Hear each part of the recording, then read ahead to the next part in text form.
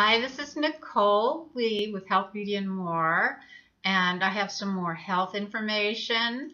A lot of this is regarding the use of natural remedies, and I will start with the first one being ginger. And you can pick up ginger. It's a root. You can find that almost anywhere in the grocery stores. They usually carry it in most stores anyway, but you might want it already prepared, like in a oil. If you do, then I'm sure you would find that by asking someone at your local health food store. The great thing about ginger is that it does help alleviate a lot of congestion. It loosens up the phlegm that we get with allergies and colds and flus. It also boosts your immune system, and it is a natural antihistamine. The one other item that I'm very impressed by is turmeric. Turmeric is a natural anti-inflammatory. It also does relieve congestion and eradicates allergies that we form in our bodies. Garlic is another natural anti-inflammatory and antibacterial. Garlic contains sulfur compounds that help relieve the congestion that goes along with these same maladies. And if you tend to get the ear blocked in the eustachian tube with fluid, you can use another way of utilizing garlic or onion that works to help take out any bacteria so it doesn't turn into infection. It may loosen up the phlegm as well and the fluid that's in the ear.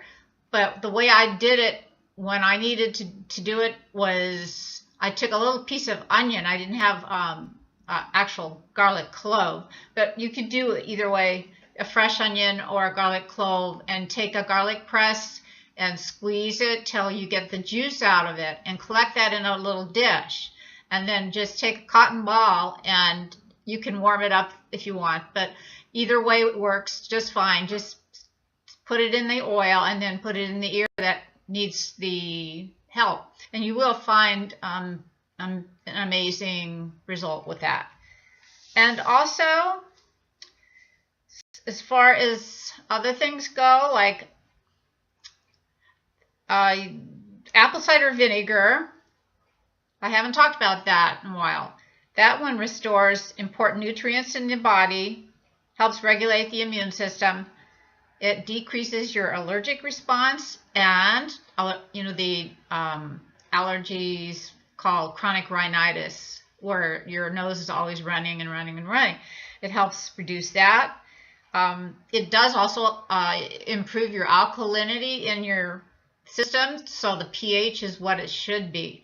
Now, if you're like me and you're sensitive to vinegars at all, what you can do is add sodium bicarbonate into that, and then maybe your body will tolerate it better, and you'll still get the benefits at the same time without it feeling uncomfortable or irritating on your stomach. Now, there's another thing they do called oil pulling, and this is a treatment you can do to remove a lot of bacteria in your mouth. I like to take coconut oil and swish it around in my mouth while I'm doing my makeup for as long as I can, and just let it stay in there as long as I can tolerate to having it in my mouth. And what it does is it really does help prevent getting mouth sores.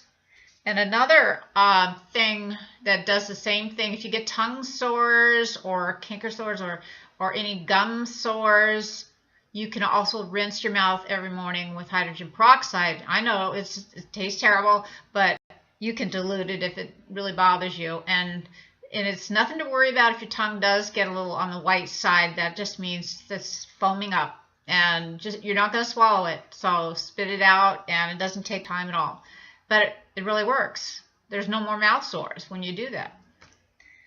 You can also, if you have an allergy problem, you can invest in a air system, a cleaner that has a HEPA filter in there. If you want to go to that, I think that's a great thing to do if you have a chronic problem with allergies. So consider that as a long-term investment, because all you have to do is replace the filters when necessary. Okay, let's go into the oil of oregano now. Oil of oregano is an essential oil, and you can buy it in what's called therapeutic grade, which means that it's safer to take internally. Be careful though with some of these oils, because they are very, very potent, and you usually have to dilute them. But they have been known to actually help a lot of people that have any kind of nail fungus or foot fungus. Amazing, isn't it? It also helps cure people's problems with infections, with parasites, sinus infections. That's right. Colds.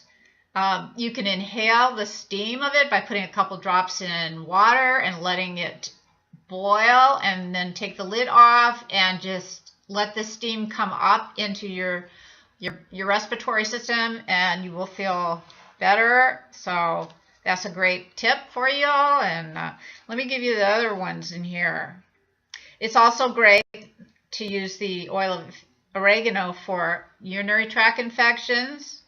And I already mentioned respiratory infections, but I didn't say yeast infections or staph, because it has an antibacterial agent in there that helps with those things. It also it'll help ward off insects.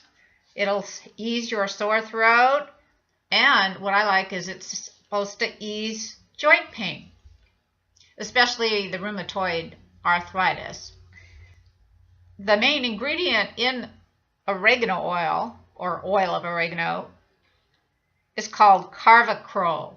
C-A-R-V-A-C-R-O-L. That's the most important component. And this can always be used topically, which means on, like you would put cream on your skin, or ingested, but again, diluted, because it is not meant for long-term use, and it is very, very potent. Dilute that. So take that information and give me your feedback. Isn't that exciting news? I hope you enjoyed this, and subscribe, because I love hearing your comments. I'd love to teach people all this stuff that's natural and saves you so much time and frustration and pain. And it's so much that God has created that is just free. It's right there, and we don't know unless we have someone tell us how to use these things and do our research, and then you will be amazed. Thank you again. Take care now. Namaste.